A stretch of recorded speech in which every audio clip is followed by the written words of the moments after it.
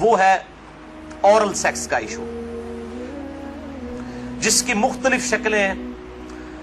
جو ہیں وہ معاشرے کے اندر رائج ہیں، کچھ صحیح ہیں کچھ غلط ہیں۔ اس میں بنیادی اصول آپ سمجھ لیجئے، اور وہ ہے سورۃ البقرہ کی آیت نمبر 187۔ اعوذ باللہ من الشیطان الرجیم، بسم اللہ الرحمن الرحیم۔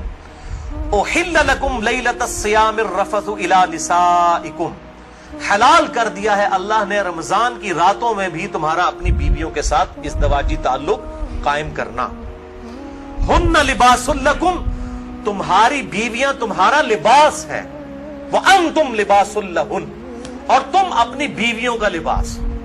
اب یہ لباس میں نے جو پہنا ہوا ہے، اس لباس اور میرے جسم کا کوئی پردہ نہیں ہے،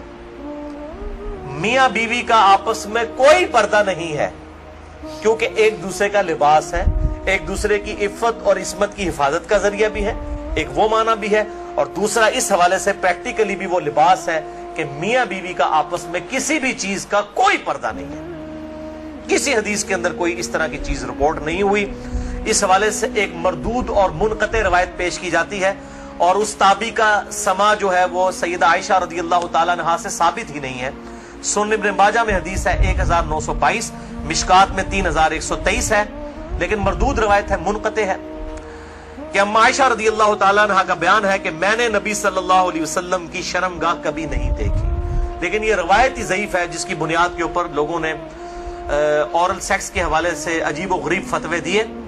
اور کہا کہ جی میاں بیوی ایک دوسرے کی شرمگاہ کو نہیں دیکھ سکتے، یعنی وہ کہتے دیکھ ہی نہیں سکتے، اگلی بات تو آپ چھوڑ ہی دیں۔ تو یہ حدیث ہی بالکل جو ہے وہ منقطع ہے اور مردود روایت ہے، جس کی بنیاد پہ یہ پورے کا پورا ایک اسکول آف تھاٹ کھڑا کیا ہوا ہے۔ بھائیو، اسلام میں ایز سچ اورل سیکس کی کوئی ممانعت نہیں آئی، سوائے وہ قوم لوط والا جو اینل سیکس ہے اس کو ضرور ایڈریس کیا گیا۔ اس حوالے سے جتنی بھی باتیں کی جاتی ہیں وہ علماء کے فتوے ہیں، اور ظاہر ہے کہ جب فتویٰ ہوگا تو وہ ایکسپرٹ اوپینین ہے، وہ اجتہادی ایشو ہے، اس میں کوئی شخص بھی دلائل کے ساتھ کسی کے ساتھ اختلاف کر سکتا ہے، اور اس کو آپ کتاب و سنت کی نص کی طرح بالکل فائنل اتھارٹی نہیں مان سکتے، اس کے لیے دلائل دینے کی ضرورت ہوگی، زبانی کلامی نہیں کہ میرا دل نہیں مانتا، یہ چیزیں اس طریقے سے نہیں۔ بہرحال اورل سیکس کے حوالے سے میڈیکل ایشو ضرور ریزالو کرنا چاہیے، کیونکہ اس قرآن حکیم نے ہمیں دو ہی علوم بتائے ہیں، ایک ریویلڈ نالج جو وحی کا علم ہے، اور دوسرا acquired knowledge, the knowledge obtained through observations and experiments، science کا علم۔ ان دو میں سے اگر ایک علم بھی یہ چیز ویریفائی کر دے کہ اس طرح کا ایکٹ جو ہے صحت کے لیے نقصان دہ ہے، تو پھر اس کی اسلام میں اجازت نہیں ہوگی۔ مثال کے طور پر یہ جو یورینیم ہے، اگر آپ اس کو نیکڈ ہاتھ لگائیں گے تو سکن کینسر اس کی وجہ سے ہو سکتا ہے، یہ قرآن و حدیث میں نہیں موجود لیکن سائنٹیفکلی پروف ہے، تو یہ اس کو پھر اس طریقے سے پریکٹس کیا جائے گا اور بچا جائے گا۔ اس حوالے سے میں نے گفتگو بھی کر دی ہے، مسئلہ نمبر 39،